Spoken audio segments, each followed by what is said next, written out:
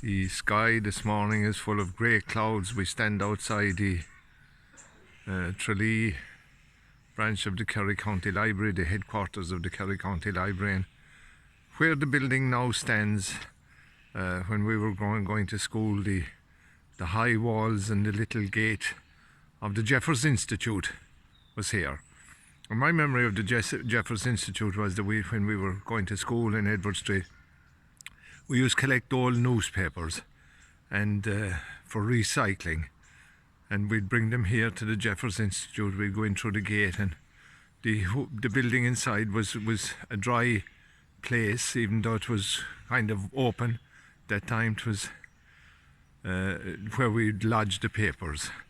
And of course we are at the bottom of Clonmore Terrace in Tralee, and the Jeffers, of course, was a philanthropic family, and they set up they had an institute here for educating young boys, and they set up a trust which still exists. And Paddy Breen, who was the principal of the technical school, which is behind my back, told me lately that the trust was for the education of young boys, and when of course the Sexual or the Discrimination Act came in, that you couldn't differentiate between men and women and boys and girls, they had to take the trust they had to go to the High Court to change the conditions of the trust to include girls. So that's of course the technical school.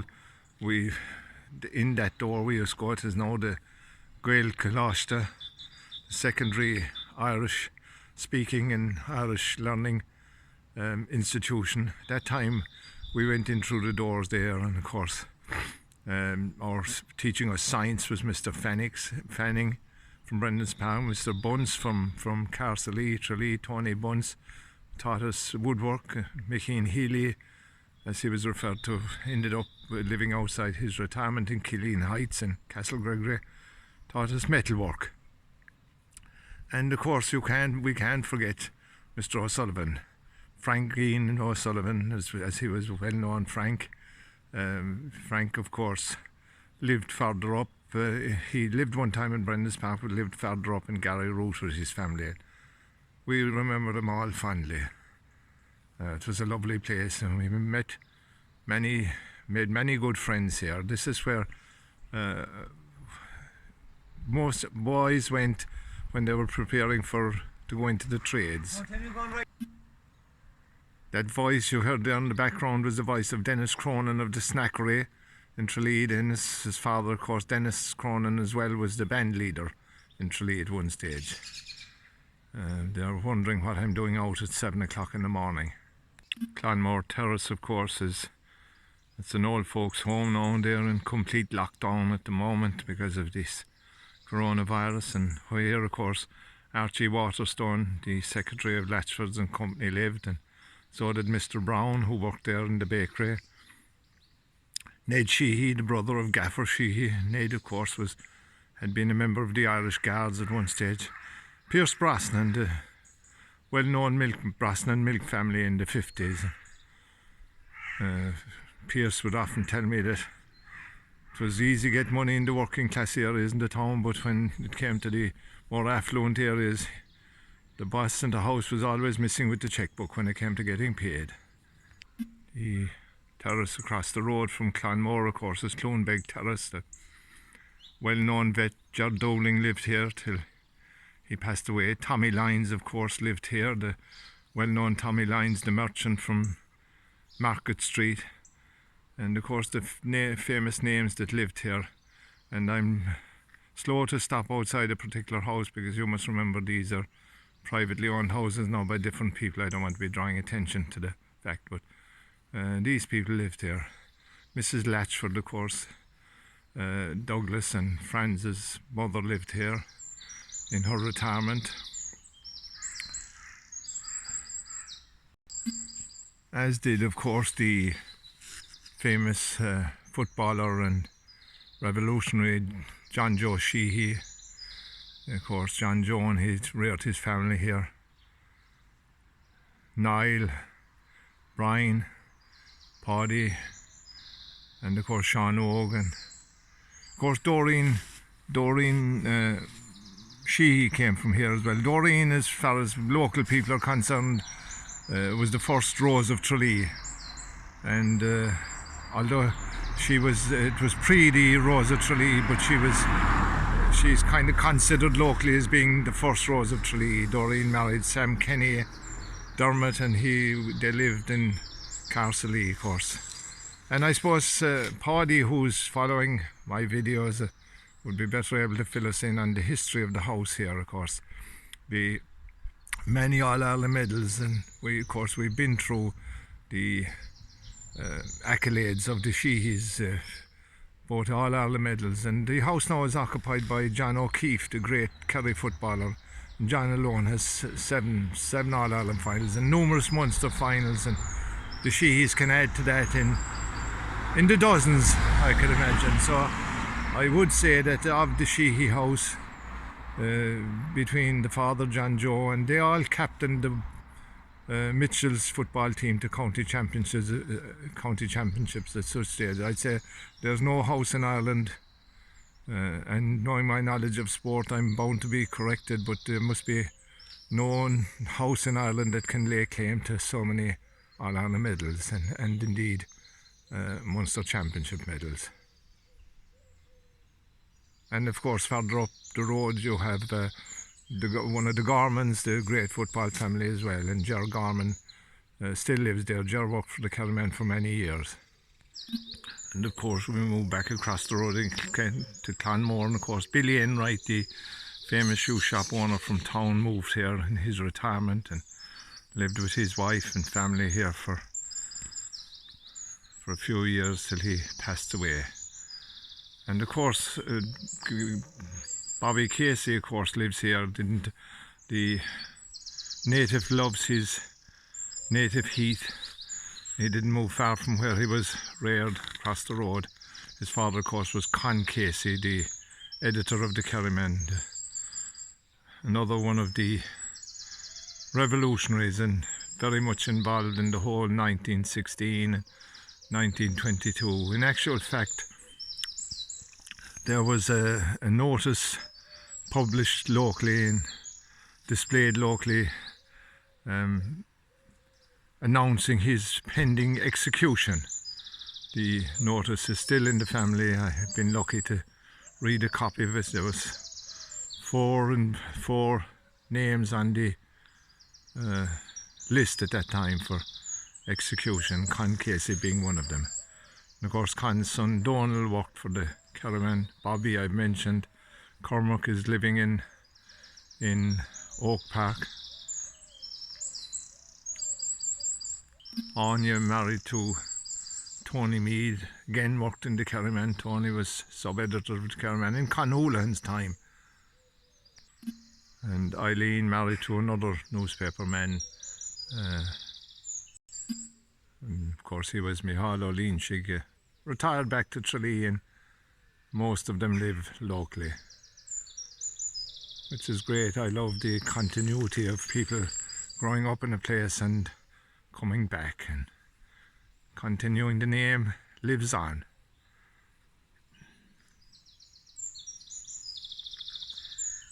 Birds are singing this morning in this lovely part of the town, and of course further up Joe Cotter lived. Joe was well known for his years in Denny's factory. We're now further up the estate, or further up the road, and we're at the gate lodge of what was once the house owned by Terry O'Sullivan. Terry was well known in doggy circles, had a training track out in Ballymullen, and of course there's still some of his family here. The son is low, I can't show you, but his daughter Kay, teacher for many years in Presentation Convent, lives here. I did mention Terry O'Sullivan, and of course the house was in our day, and the wall is still here, the wall of the house, the big house, and of course now it's covered in ivy. At that time it was a clean wall, and over the wall we used to climb up on the wall and look into the Watson gardens. The Watsons lived here, and they had a swimming pool which was unheard of at the time. They had an outdoor swimming pool, of course an orchard that was frequently robbed, I'm assured, by Kieran Moriarty, former teacher in Clonmore, that the apples here were lovely and tasty. After that, but I'm not 100% sure, I think it was St. Philomena's nursing home for a while before the O'Sullivans took it over. And I suppose if it was, many of the children in this locality were born here. And we're looking up towards Upper Clonmore. And of course, where I mentioned, didn't maybe mention the name of the housing block where the Caseys and the Sheehys lived, was Clonmore Terrace. It backs onto the town park and to the green. There's a gateway here between the houses that leads onto the green. I'm heading up now towards Ballymullen, what is now Ballymullen Post Office, but before I go from here, I want to show you, for those of you who remember, it's called Tassie Row. Tassie did Tassie work with the bookmakers? Was he what they call a penciler with the bookmakers, and a bookmaker's accountant, really. They kept track of all the figures. And he was so well known, Tassie Row, that they named one of the sections of this Clonmore Grove is the name of this estate here. As we make our way up, we're still inside in the Watson's garden, I think. Although it's hard to picture after 70 years what exactly was where. I'm looking at Row Court, named of course after Tassie Row. And it's written, I don't see it written on the walls, but it's certainly written on the ground there under the cars that are in front of us.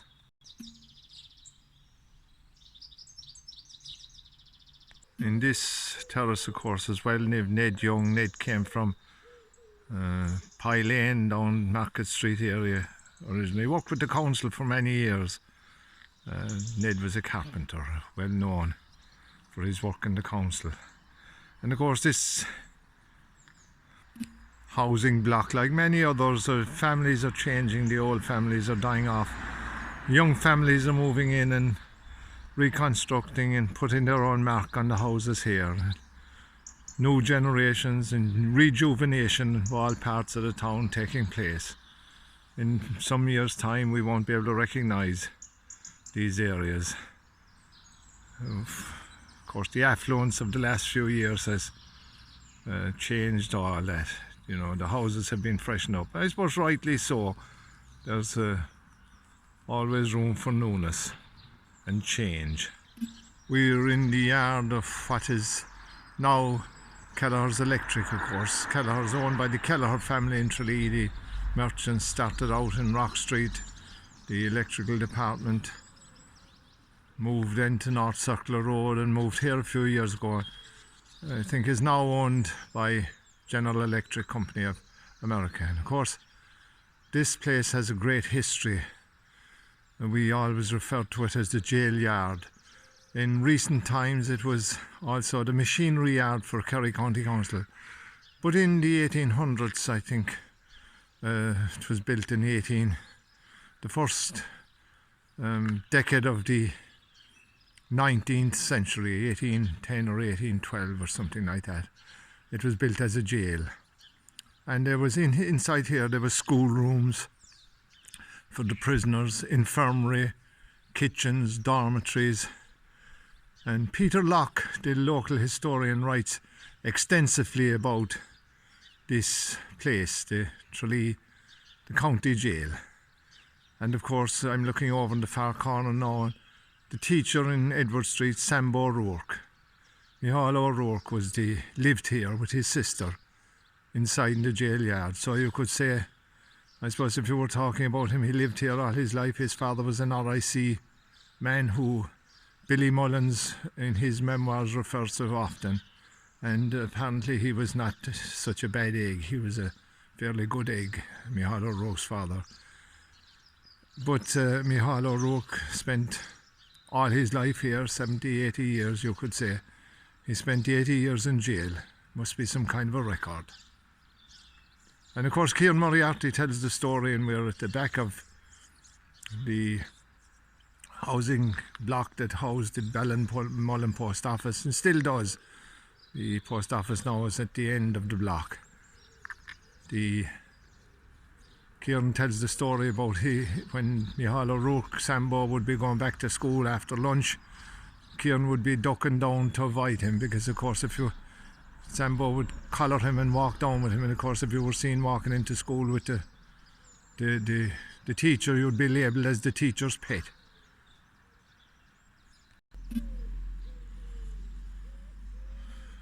We're looking at John O'Sullivan's Munster Bar, now in lockdown. Very popular bar, and by the well-known John O'Sullivan. Of course, the Ballymullen post office was run here by Mrs. McCarthy for many years. Mrs. McCarthy lived into a ripe old age. I think she lived to over 100. Her daughter Mary Kinch lives above near the sports complex in Oak Park. And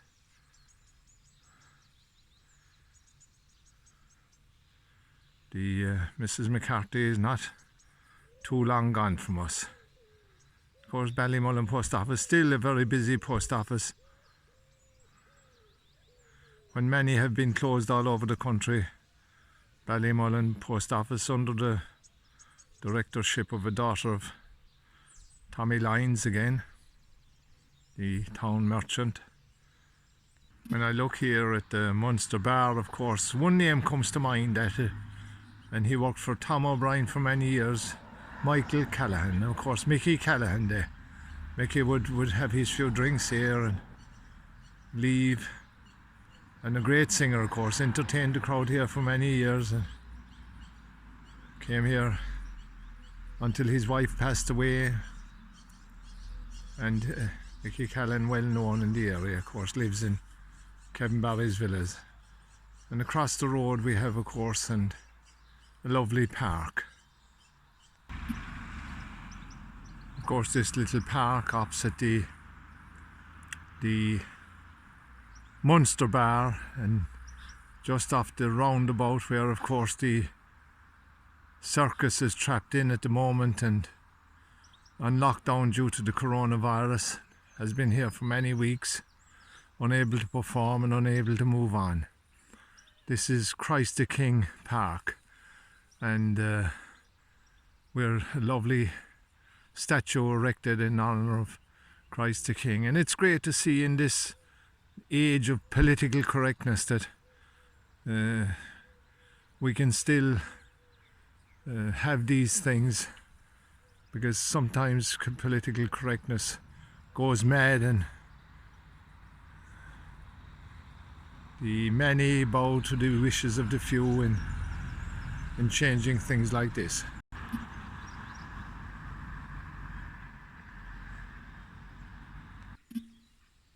And of course, this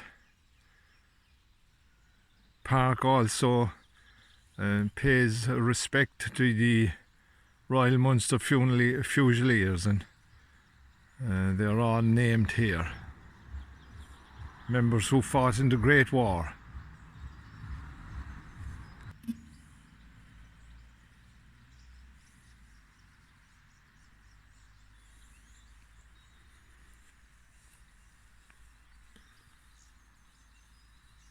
Some of the names we can relate to: Devine, Dennehy, Curtain,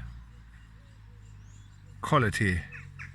They're all here listed, and it's a place a must visit for anybody visiting Tralee, to come here and view this commemoration.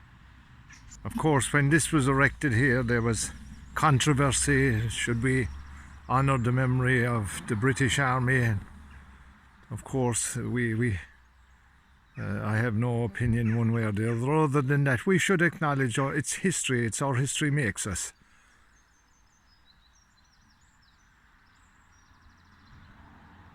And many of the Tralee people fought and died on the battlefields of the European mainland. Of Of course, Michael Gaffney and Brian Gaffney. Michael, the great entertainer. Brian, also a great entertainer, now lives in the United States, lives here. And for many years, this was an area of flooding. Frequently in high times of high tides and winds and rain, this area used to flood. Hopefully that's a thing of the past. Mrs. Horn in the 50s lived here. She was affectionately known as Lady Docker because she was a grand lady, and she ran a very successful guest house for many years.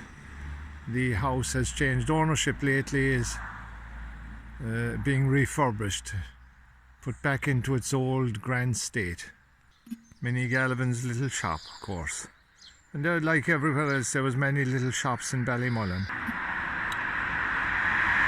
I'm across the road now from the old barracks. Of course, this was Ballymullen. This is still and always was Ballymullen Barracks, and for years and years it has been the headquarters of the what was in our day called the FCA, now of course the Local Defence Force. The equivalent of the Territorial Army, I suppose, if you were in England, or the reserves in the United States. And we've great memories of being in a camp here, a training camp here one summer. It was a means of getting the money to go away to England. And some of the friends I made here now were, I met a fellow by the name of Timmy Murphy from James's Street, Leo Corrigan from O'Reilly's Villas, Johnny Barrett. Johnny's years at the post office, married Teresa from Cork and lived above in Ardcarrigan, Tralee. Johnny only passed away very recently. And of course another one of the friends there were Joe McElligott. They were non-commissioned officers at the time. Johnny of course rose to be commissioned, have a full commission in the FCA here, the Local Defence Forces. I remember being here as a young fella, 15, 16 years of age, first time away from home for many of us.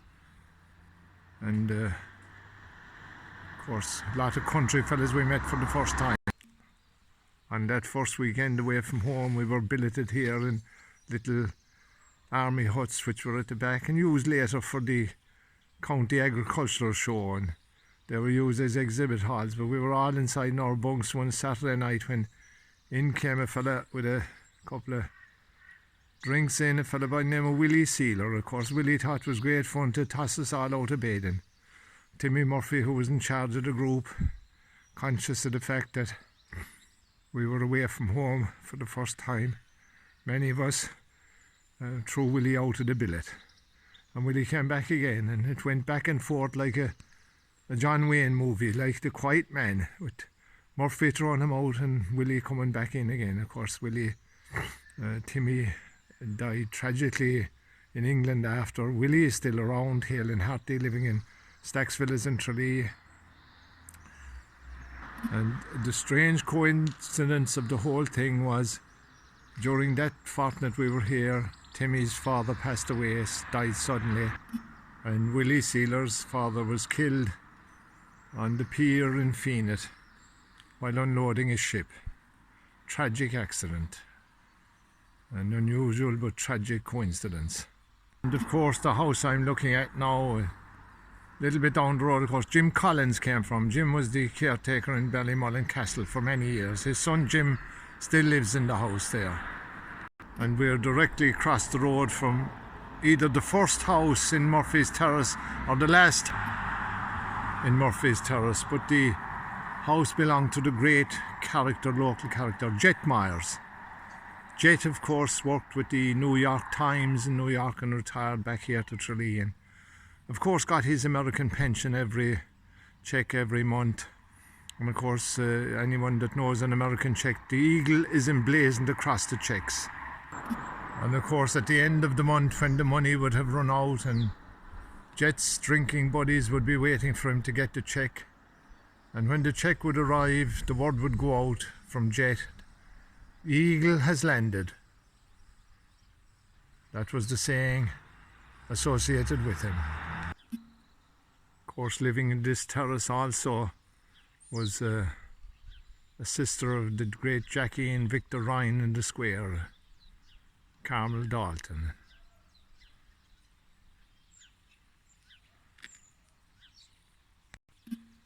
And we're standing opposite Nancy Miles, now silent, dormant, has closed. Nancy Miles pub. And this lane here, most of my local videos are done from my own memory, but Kieran Moriarty, who's following me, and Kieran of course was a teacher in Clonmore, and I mentioned his name a couple of times. He said his grandfather had a workshop here in this lane at Murphy's Terrace, or one of these lanes along here. The great house of Ballymullen, until very recently now all boarded up, and at the back mills which were used in latter years to house Clayton Love, the wholesale distributors under the directorship or the managership of Tommy Duggan. Tommy of course lived in Connolly Park in latter years. Tommy, whose wife still lives in Connolly Park. Tommy of course loved dancing, played in one of the bands as well, and above that the Castlemaine Dairy, which was also owned by Mrs. Lamb.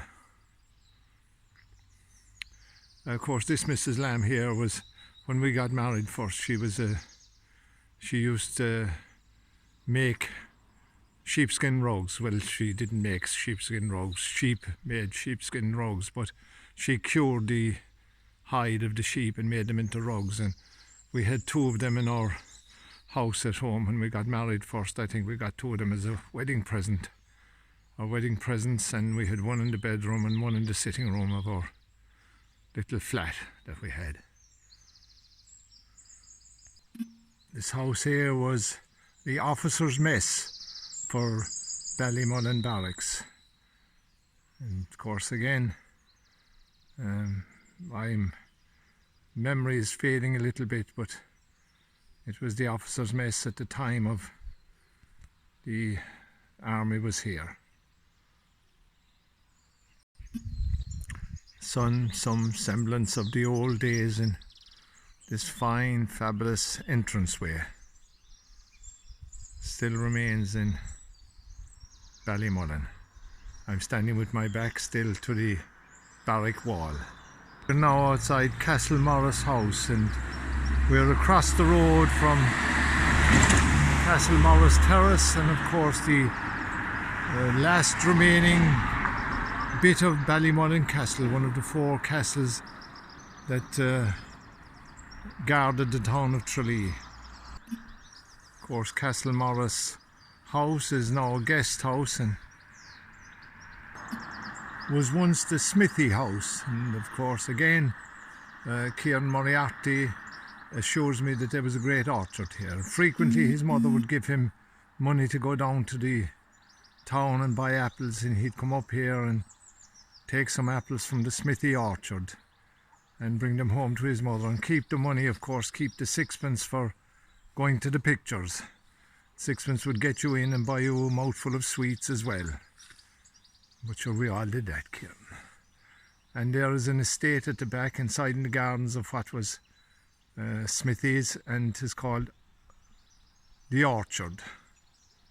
It bears the name of associated with this house. And of course the house was well known in the times the army served here for soirees, and as Mrs. Bouquet would say, candlelight dinners or candlelight suppers. And it was a hive of activity here and can tell a history of its own. It was Paddy Barry and his, Paddy Barry of course of Barry's Bakery in the Rock. Paddy and his wife Mary bought this house and ran a guest house there for many years very successfully before they retired. And I'm sure that Paddy and Mary, because Mary's a good singer, I'm sure they had some candlelight suppers here as well. So the tradition continued.